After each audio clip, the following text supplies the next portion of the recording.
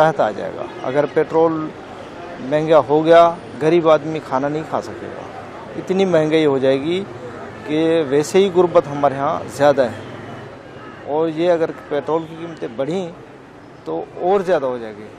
जो एक वक्त की रोटी खाता था ना, वो भी नहीं खा सकेगा, इतनी महंगाई हो जाएगी। क्योंकि जो डेली रोज़ाना जो मेहनत मजदूरी करने वाला आदमी है, उसको वो उजरा नहीं मिलता, वो मेहनत नहीं मिलती, वो नहीं मिलती तो वो क्या करेगा बेचारा।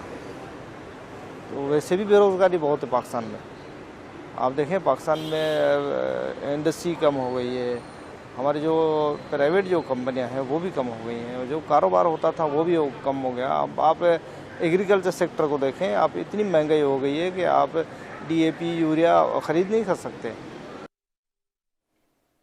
तो सुना आपने क्या कह रहे थे पाकिस्तान के पत्रकार। देखिए, पश्चिम एशिया में जारी संघर्ष के कारण पाकिस्तान में जेट ईंधन और केरोसिन की कीमतें बिना औपचारिक घोषणा के तेजी से बढ़ रही हैं, और मीडिया रिपोर्ट में यह बताया गया है कि कई चीजों की जो कीमतें हैं वो आसमान छूती हुई नजर आ रही हैं। अब आपको ग्राफिक्स के जरिए बताते हैं कि देखिए, पाकिस्तान में इस वक्त जो महंगाई चरम पर पहुंच गई है, इससे आम लोग किस तरीके से त्राहिमाम कर रहे हैं, क्योंकि जेट ईंधन की कीमतों में काफी वहां पर बढ़ोतरी देखने को मिली है। इससे जो केरोसिन की कीमत है वो भी अब आसमान छूते हुए नजर आ रही है। यानी कि कोई चारा नहीं है वहां पर आम लोगों के पास कि आखिर करना है तो क्या करें आगे। बिना औपचारिक घोषणा के कीमतें जो है वहां पर बढ़ा दी गई हैं, और इसी के साथ ही आपको बता दें कि केरोसिन में एक सप्ताह में 71 रुपए प्रति लीटर की वहां पर वृद्धि हुई है। वहीं आपको ये बता दें कि जेट ईंधन की कीमत जो है 388 से बढ़कर 472 रुपए प्रति लीटर वहां पर ये जो कीमत है वो हो गई है। तो जेट ईंधन की कीमत वहां पर बढ़ने की वजह से स्थिति और भी ज्यादा खराब हो गई है।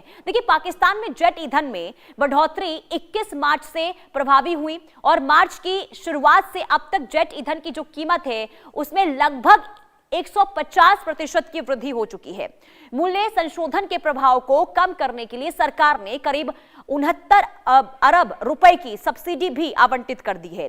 अब मीडिया रिपोर्ट में अधिकारियों ने चेतावनी ये दी है कि ये रोक लंबे समय तक नहीं टिक सकती है। एक अधिकारी ने ये कहा है कि आप मुद्रास्फीति को कृत्रिम रूप से लंबे समय तक टाल नहीं सकते। जितनी देरी करेंगे भविष्य में उतना ही अधिक कष्टदायक समायोजन करना पड़ेगा।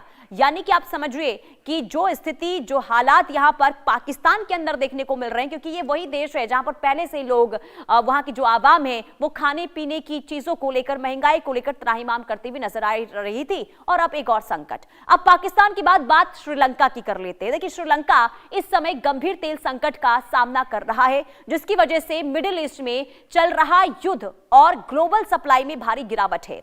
इसका सीधा असर आम जनता और सरकार दोनों पर पड़ रहा है।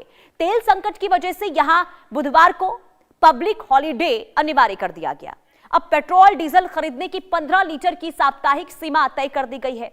क्यूआर आधारित ईंधन पास प्रणाली बनाई गई है, जिससे ज्यादा तेल कोई खरीद ना सके। अब ग्राफिक्स के जरिए हम आपको बताते हैं कि श्रीलंका में इस वक्त मौजूदा स्थिति क्या देखने को मिल रही है। पेट्रोल डीजल की भारी कमी वहां पर देखी जा रही है। लंबी लंबी लाइनों में लोग वहां पर खड़े नजर आ रहे हैं। लंबी लाइनें और सीमित वितरण वहां पर जो है वो लागू कर दी गई, यानी कि कोई जो है भारी मात्रा में तेल ना खरीदे। सार्वजनिक परिवहन की भी वहां पर सीधे तौर पर प्रभावित होता हुआ नजर आ रहा है। एक हफ्ते में 2 बार पेट्रोल की कीमतें बढ़ी हैं।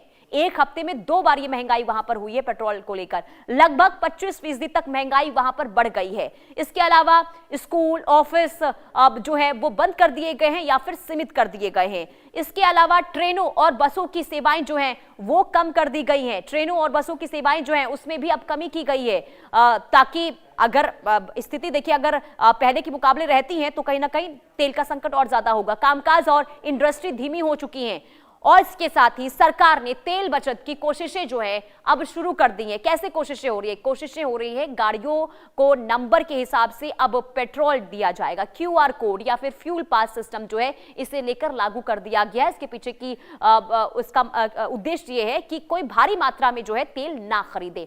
अब देखिए, श्रीलंका में सप्ताह में 4 दिन का वर्क वीक है, यानी कि वर्क फ्रॉम होम, और स्कूल बंद कर दिए गए हैं। साथ ही ऑनलाइन पढ़ाई चल रही है। सरकार ने गैर जरूरी यात्रा कम करने की अपील कर दी है। इमरजेंसी तेल खरीद को लेकर सरकार ने तुरंत तेल खरीदने के आदेश भी जारी कर दिए हैं। 90,000 टन से ज्यादा की कमी पूरी करने की कोशिशें यहां पर की जा रही है। सरकार कीमतें बढ़ाकर खपत कम करने की कोशिश कर रही है। श्रीलंका भारत यूएई के साथ ऊर्जा हब बनाने की योजना पर काम कर रही है। कुल मिलाकर स्थिति यह है कि श्रीलंका फिर से 2022 जैसे संकट की तरफ बढ़ता हुआ नजर आ रहा है। सरकार बचत, नियंत्रण, आयात तीनों रणनीति पर इस वक्त काम कर रही है। अगर वैश्विक संकट लंबा चला तो हालात और भी ज्यादा श्रीलंका में बिगड़ सकते हैं। श्रीलंका के उस दौर को याद कीजिए 2022 में, जब स्थिति महंगाई को लेकर किस कदर वहां पर खराब हुई थी, और एक बार फिर से श्रीलंका उसी पटरी पर लौट रहा है। अब बात थाईलैंड की कर लेते हैं। देखिए, थाईलैंड में स्थिति बहुत ज्यादा विकराल हो गई है। यहां पर भी पेट्रोल डीजल की कीमतों में लगातार बढ़ोतरी देखने को मिल रही है और घरेलू कीमतें वहां पर जो है वो बढ़ी हुई हैं। सिलेंडर को लेकर हम आपको जानकारी दे रहे हैं। ट्रांसपोर्ट और लॉजिस्टिक्स लागत यहां पर पहले के मुकाबले बहुत ज्यादा बढ़ती हुई नजर आ रही है। और इससे क्या हो रहा है, देखिए, खाने पीने और रोजमर्रा की जरूरत की जो चीजें होती हैं वो बहुत ज्यादा महंगी हो गई हैं। इसके अलावा पर्यटन सेक्टर पर असर जो है सीधे तौर पर देखने को मिल रहा है। थाईलैंड जो भारी संख्या में देखिए पर्यटक वहां पर पहुंचते हैं, लेकिन अब जो संकट मिडिल ईस्ट में देखने को मिल रहा है, इस पर अब पर्यटन पर भी असर हो गया है। यहां अर्थव्यवस्था काफी हद तक पर्यटन पर निर्भर है, लेकिन अगर पर्यटन भी वहां पर प्रभावित होगा तो आप समझिए कि वहां स्थिति क्या होगी। महंगे ईंधन से फ्लाइट और ट्रेवल वहां पर महंगा हो रहा है, जिस वजह से पर्यटक वहां पर नहीं पहुंच रहे हैं। उद्योग और एक्सपोर्ट सेक्टर पर लगातार यहां पर दबाव जो है वो बढ़ता हुआ नजर आ रहा है। फैक्ट्रियों की लागत बढ़ी है और वहीं छोटे उद्योगों पर भी ज्यादा असर जो है इस वक्त थाईलैंड पर देखने को मिल रहा है। अब सवाल यह है कि थाईलैंड सरकार ने क्या फैसले लिए हैं ताकि इस स्थिति से, इस चुनौती से निपटा जाए। देखिए, सरकार ने कीमतों को पूरी तरीके से बढ़ने से रोकने के लिए सब्सिडी दी है। कीमत स्थिर रखने के लिए सरकार अपने फंड से पैसा खर्च कर रही है। घाटा बढ़ने के बावजूद जनता को राहत देने की कोशिश की गई है। सरकार ने टैक्स में राहत देने की कोशिश की है, जिस कारण एक्साइज ड्यूटी कम की गई है और तेल की कीमतों पर दबाव कम करने का प्रयास यहां पर किया गया है। लोगों से कम ईंधन इस्तेमाल करने की अपील की गई है। सरकारी स्तर पर ऊर्जा दक्षता, सरकार ने वैकल्पिक ऊर्जा पर फोकस किया है और इसके अलावा रिन्यूएबल एनर्जी जैसे सोलर, बायोफ्यूल को बढ़ावा यहां पर दिया जा रहा है। थाईलैंड में संकट कंट्रोल में है, लेकिन दबाव बढ़ता हुआ दिख रहा है। अगर वैश्विक तेल कीमतें और बढ़ती हैं तो आर्थिक असर और गहरा हो सकता है, यानी कि थाईलैंड में भी मुश्किलें इस वक्त बढ़ती हुई नजर आ रही है।